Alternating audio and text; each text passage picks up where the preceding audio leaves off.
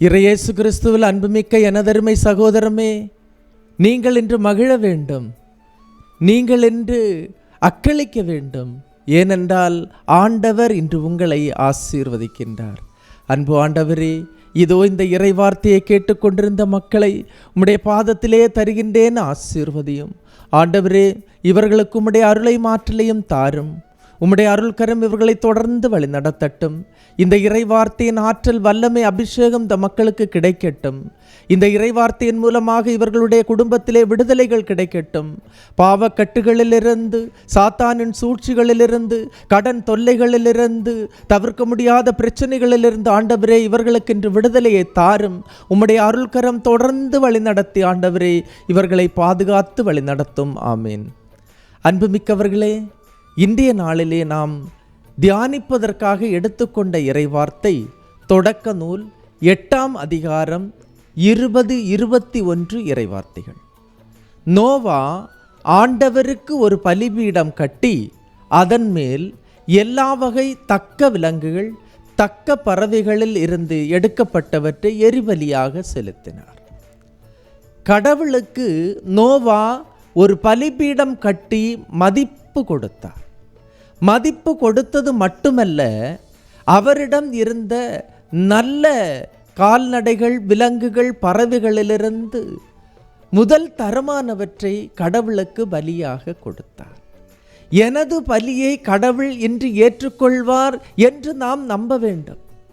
முழு இதயத்தோடும், முழு மனதோடும், முழு ஆன்மாவோடும் நாம் கடவுளுக்கு செலுத்துகின்ற பலி கடவுளுக்கு நறுமணமுள்ள பலியாக மாறும்.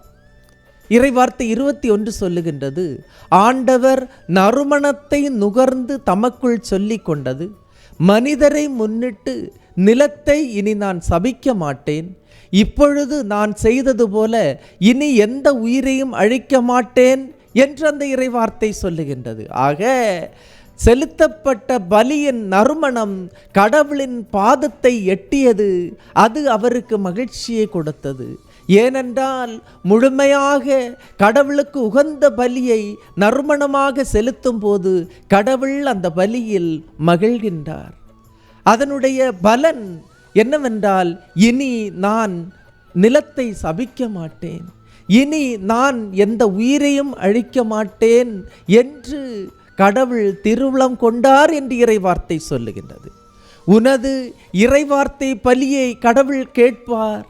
முழந்தாள் படியிட்டு அதிகாலையிலே ஆண்டவருடைய இறைவார்த்தையை கேட்டு அந்த பலியிலே உன்னையே நீ அர்ப்பணிக்கும் போது, நீ இறைவார்த்தையை கேட்கும் போது கடவுள் மகிழ்வார், விண்ணகம் மகிழும். கடவுள் உன்மீது இருக்கும் நுகத்தை, சாபத்தை, துன்பத்தை, கடனை எடுத்து போடுவார். அழிக்கின்ற கடவுள் அல்ல, மாறாக அவர் பாதுகாக்கின்ற கடவுள். இறைவார்த்தை 9:1 சொல்லுகின்றது, இதனுடைய பலன் பலுகி பெருகி மண்ணுலகை நிரப்புங்கள். அன்புமிக்கவர்களே, நோவாவின் மூலமாக தலைமுறை ஆசீர்வதிக்கப்பட்டது. ஒரு மனிதர் மூலமாக இந்த உலகமே ஆசீர்வதிக்கப்பட்டது. தலைமுறைகள் செழித்து வளர தொடங்கியது. நீ ஒருவர் மட்டும் உன்னுடைய குடும்பத்துக்கு போதும், உன்னுடைய தலைமுறைக்கு ஆசீர்வாதமாக திகழ முடியும். இறை வார்த்தையை கேட்டு, அந்த இறை வார்த்தையை நம்பி, அந்த இறை வார்த்தையின் அடிப்படையிலே ஜெபித்து கடவுளுடைய பாதத்திலே உன்னுடைய பலியை செலுத்தும் போது ஆண்டவர் உன்னை ஆசீர்வதிப்பார். நீயே உனது குடும்பத்திற்கு, உனது தலைமுறைக்கு நீயே ஆசீர்வாதமாக இருப்பாய். இந்த நாளிலே இந்த நல்ல எண்ணத்தோடு, நானே என்னுடைய குடும்பத்திற்கு ஆசீர்வாதம் என்ற அந்த உணர்வோடு இன்றைய நாளை ஆரம்பிப்போம். ஆண்டவர் உங்களை ஆசீர்வதிப்பார். எல்லாம் வல்ல இறைவன், தந்தை, மகன், தூய ஆவியார் உங்களையும் உங்கள் குடும்பத்தையும் நிறைவாய் ஆசீர்வதிப்பாராக. ஆமேன். இயேசுவுக்கே புகழ், இயேசுவுக்கே நன்றி. மரியே வாழ்க.